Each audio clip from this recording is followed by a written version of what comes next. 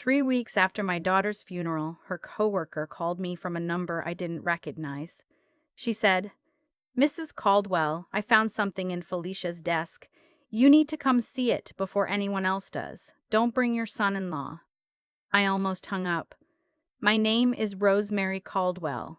I'm 64 years old, and I spent 27 years as a claims investigator for Meridian Insurance Group out of Columbus, Ohio. I've sat across from grieving widows and caught them lying through their teeth. I've walked through burned houses and known within 10 minutes whether the fire was an accident. I know what deception looks like. I know what it smells like. But when it's your own child in that casket, you don't investigate. You just survive. My daughter Felicia was 38 years old when she died on a Tuesday in March.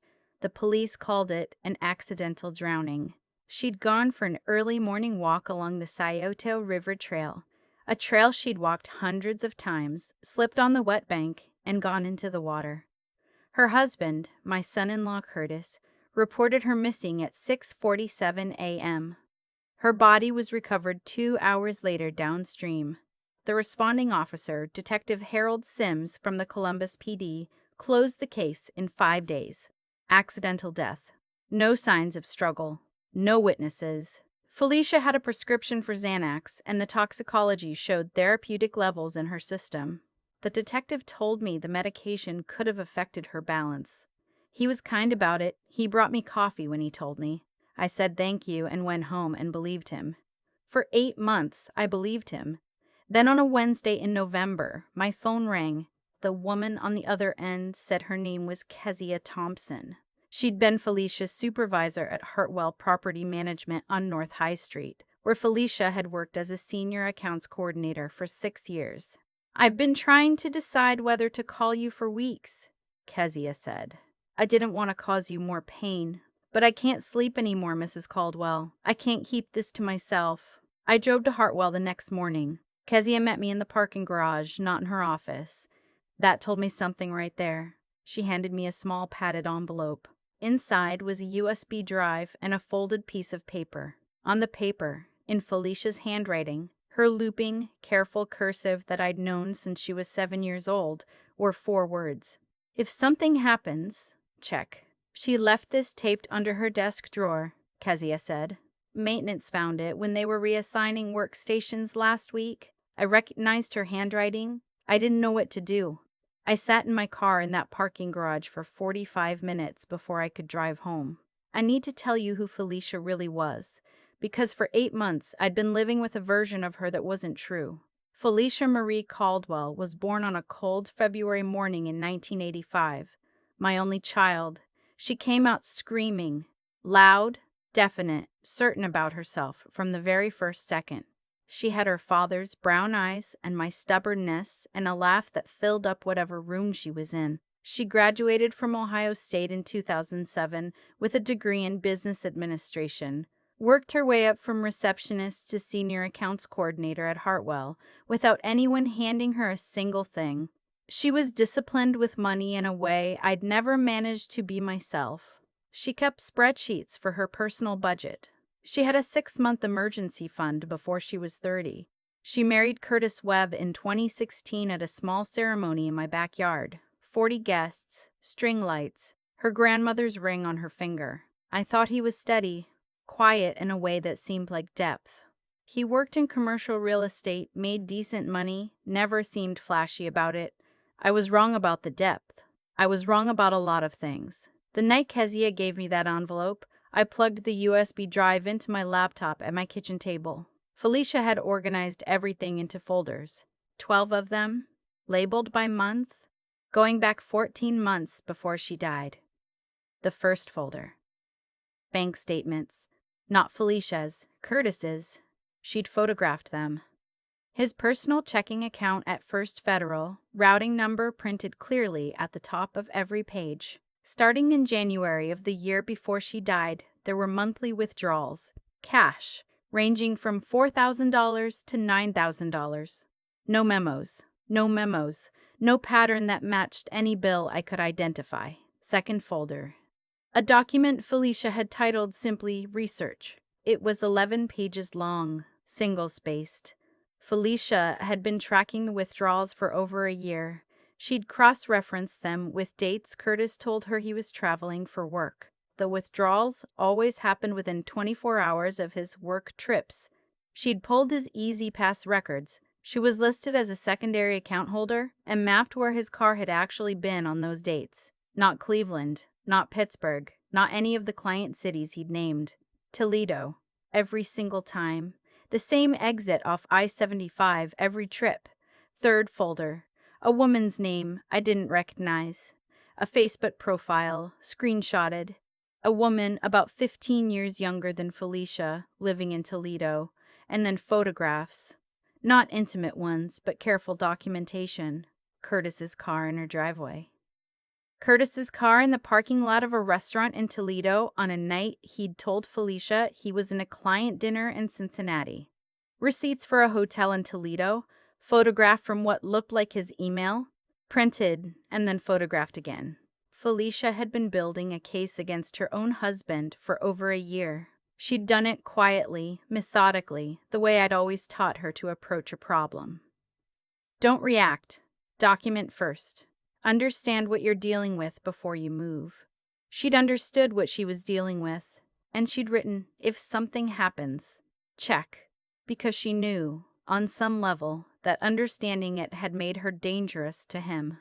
The last file in the drive was a document created 2 days before she died, titled, What I Know. It was a summary. Everything she'd found. The withdrawals totaling $67,000 over 14 months. The trips to Toledo. The woman's name and address. And one more thing. A life insurance policy.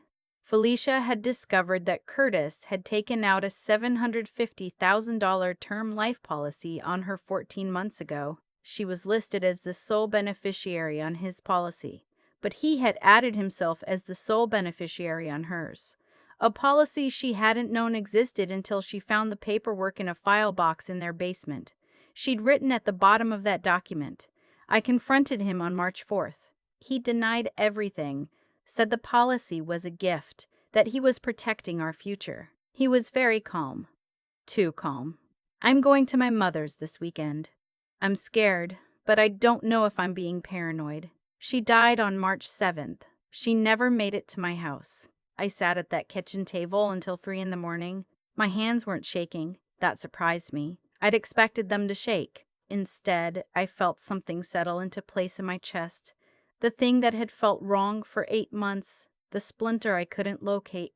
Suddenly, I knew exactly where it was. Felicia hadn't slipped.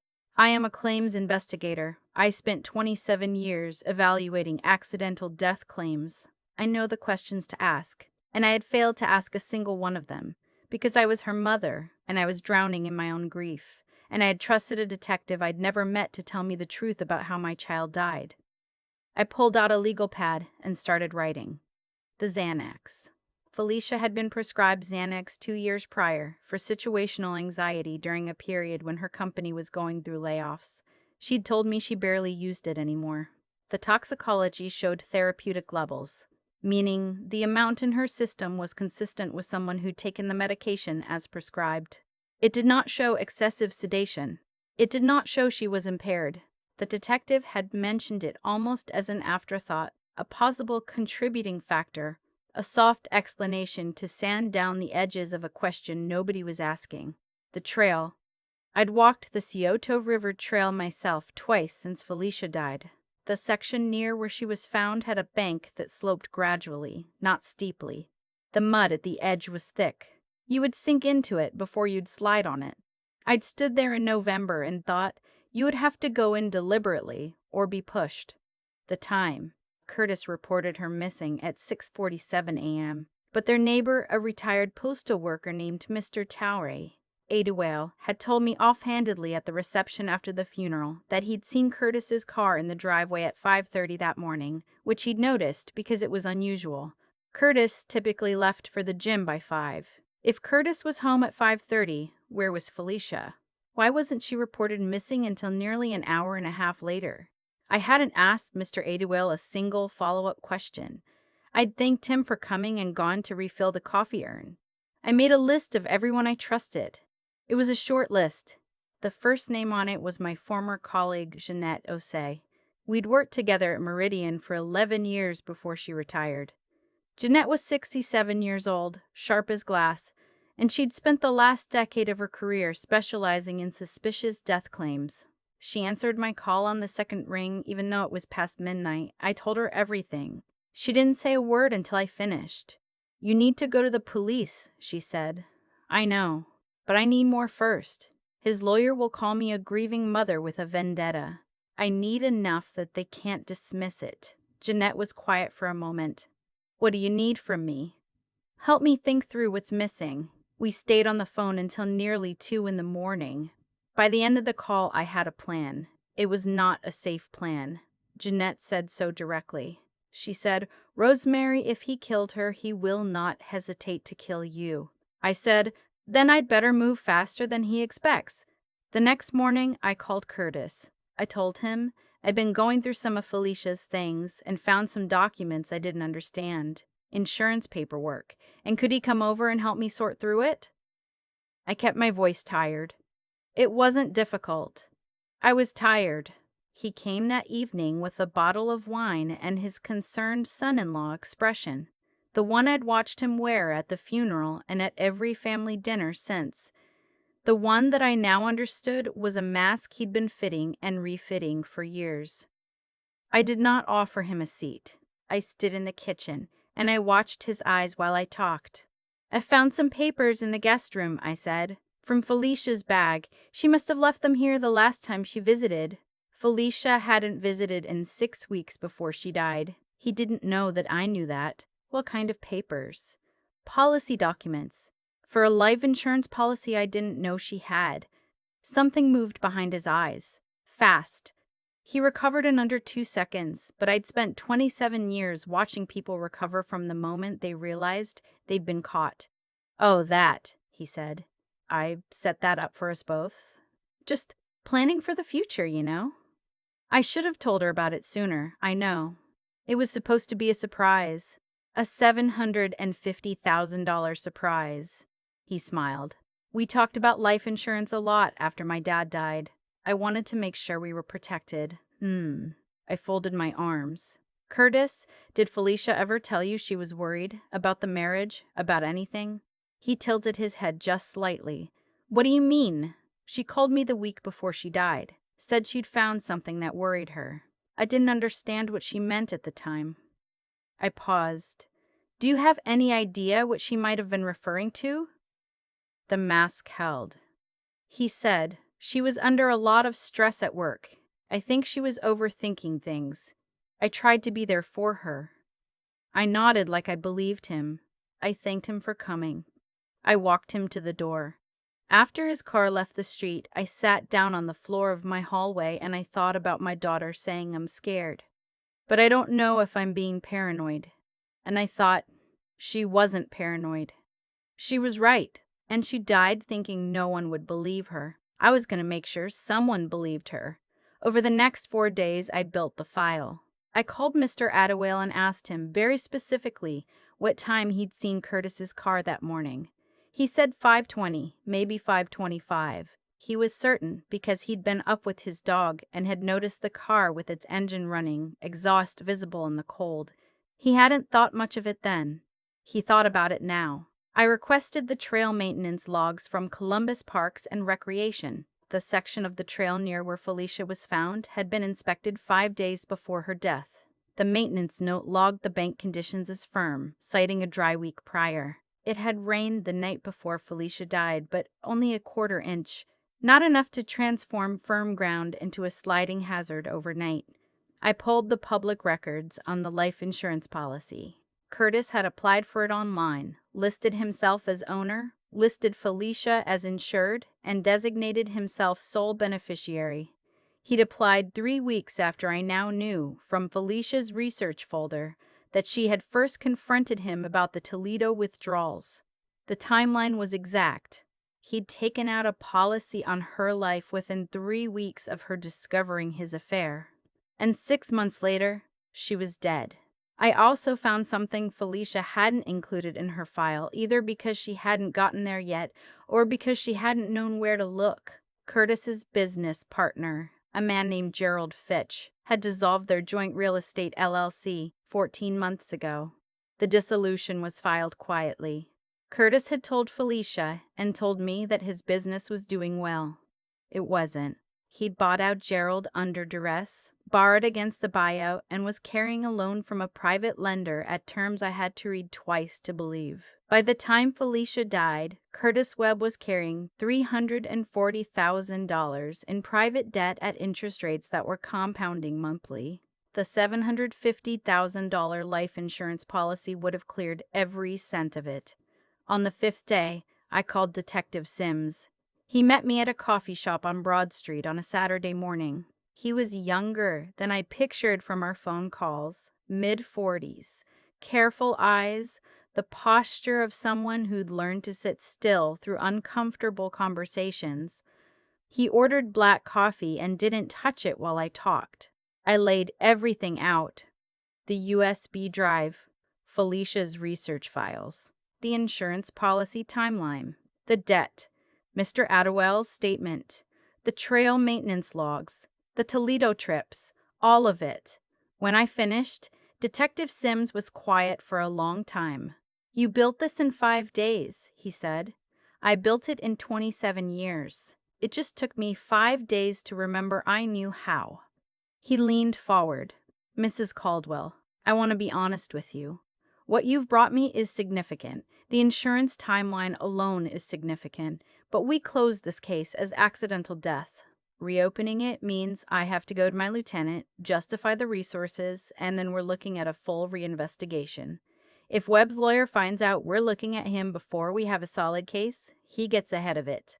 "I know. That's why I came to you before I did anything else." I paused. "But I need you to understand something. He came to my house 4 days ago. He stood in my kitchen and he lied to my face. I've been a claims investigator for 27 years. He doesn't know what I have.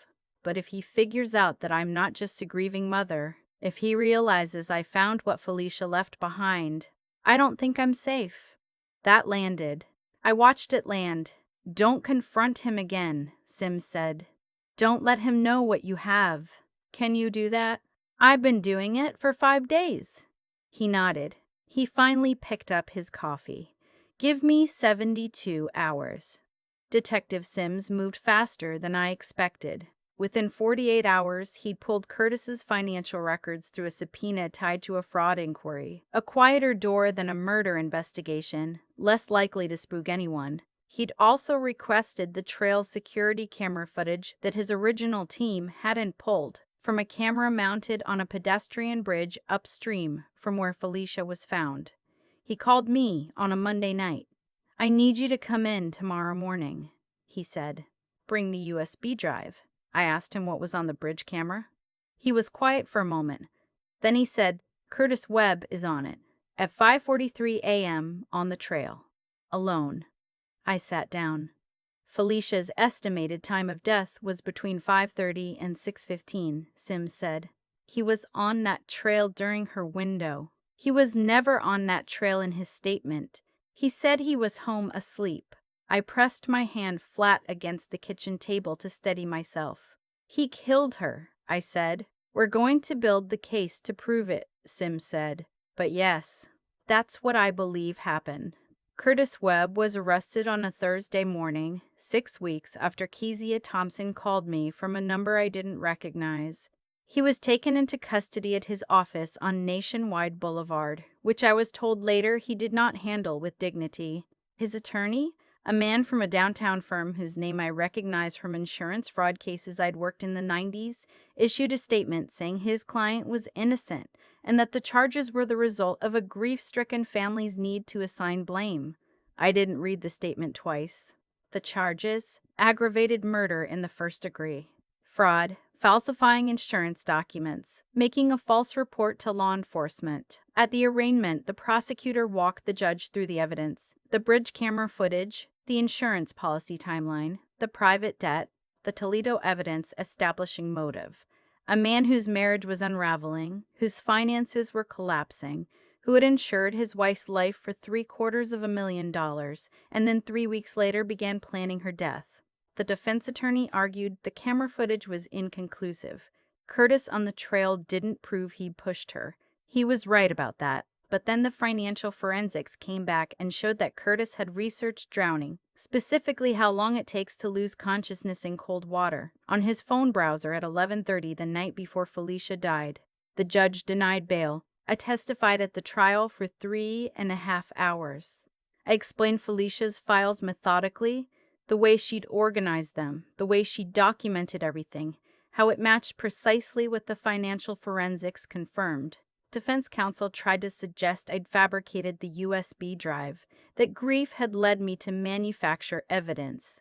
I looked at him calmly and said, I spent 27 years evaluating fabricated evidence for a living. I know what it looks like. This is not it. The jury took 9 hours. Guilty. Aggravated murder in the first degree. The sentencing was 2 months later. Life in prison without possibility of parole. When the judge read the sentence, I was sitting in the second row behind the prosecutor's table. Kezia Thompson was next to me. She reached over and took my hand when the words were spoken, and I let her. Curtis looked back once as they led him out, not at me.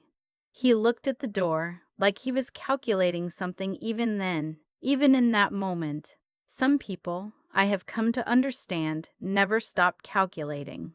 The insurance company denied the claim, of course. The policy on Felicia's life, the one Curtis had taken out, the one that would have paid him $750,000, was voided upon his conviction.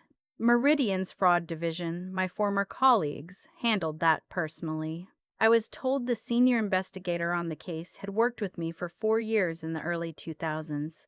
She called me after the voiding was confirmed. Rosemary, she said, I'm sorry it took this long. I said it took exactly as long as it needed to. What I didn't expect, what no one tells you about grief when it cracks open into something else, was how long it took me to sit still afterward. For 8 months, I had been numb, moving through the days in a haze of casseroles people dropped off and sympathy cards I couldn't bring myself to open. Then for 6 weeks, I had been moving at a speed I hadn't reached in years, focused, clear, running on something I didn't fully understand until it was over. And then it was over, and the numbness came back, but different this time. Heavier, because now I knew exactly what I'd lost, and exactly how. I knew that Felicia had been afraid. I knew she had been building a case because she trusted that evidence mattered, that documentation mattered. She'd watched me my whole career and absorbed that without either of us realizing it. I knew she had planned to come to me that weekend and never made it, and I would carry that for the rest of my life. Kezia told me later that Felicia had talked about me at work, that when she was building her research folder, she'd said to Kezia, my mom taught me this. If you don't know what you're dealing with, you document until you do. She'd said it like she was proud. I had to step away from Kezia's desk when she told me that. 6 months after the trial, I helped organize a financial safety workshop at a community center in Clintonville, a neighborhood on Columbus's north side. The workshop was for women who were concerned about financial control or irregularities in their marriages or partnerships, how to document, who to call, what resources exist. 31 women came the first time. We ran it again the next month. 60 women came. One of them, a woman about 40 years old whose husband had taken out significant credit in her name without telling her, came up to me afterward and said, I didn't know I could look at my own accounts. I thought if his name was on them, they were his. I spent 2 hours with her after everyone else had gone home.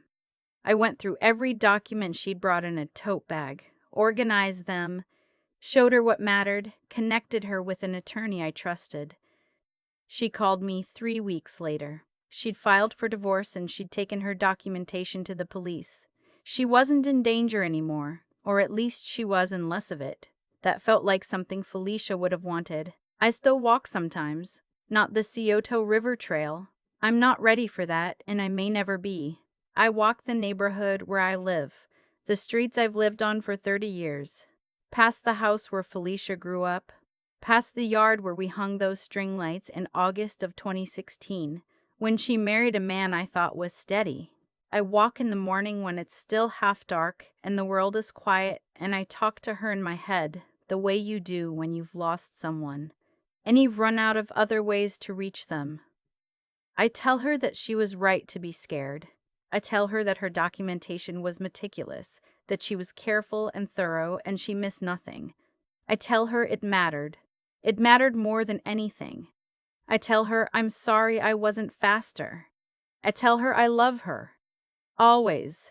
If you are in a relationship where something feels wrong, where money is disappearing and you can't account for it, where someone is discouraging you from talking to family or friends, where you feel afraid but can't quite say why, please don't wait until you understand it completely. Document what you can. Tell someone you trust. The National Domestic Violence Hotline is 1-800-799-7233. The National Center for Victims of Crime helpline is 1-855-4-VI-SIT-TIME.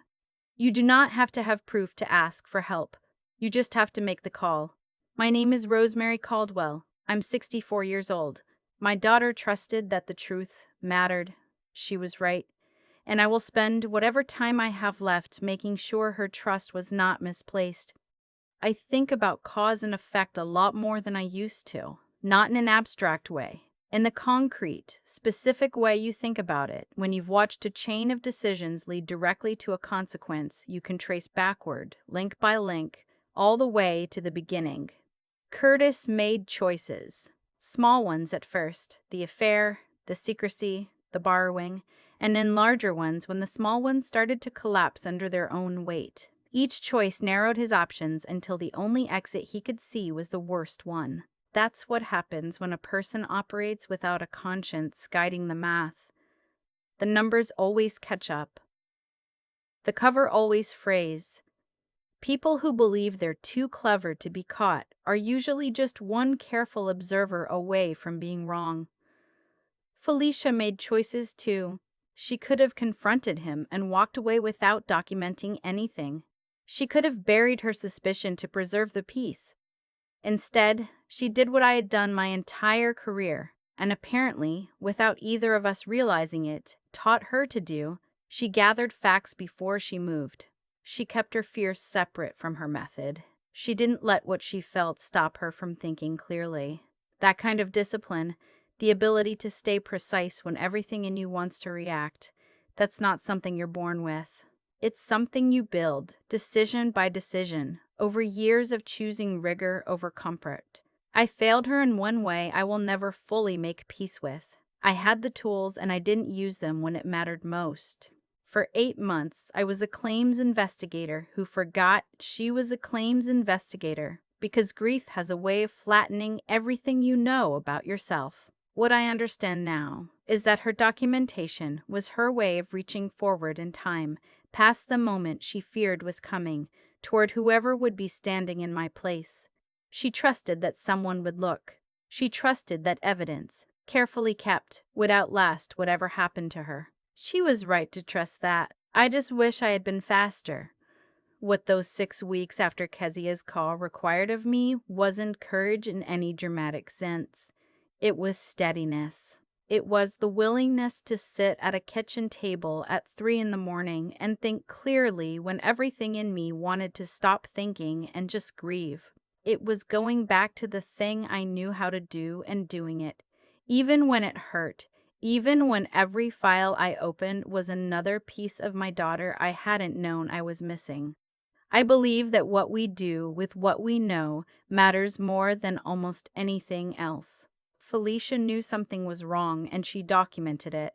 I knew how to read what she'd left and I followed it. Kezia knew she couldn't stay silent and she made the call.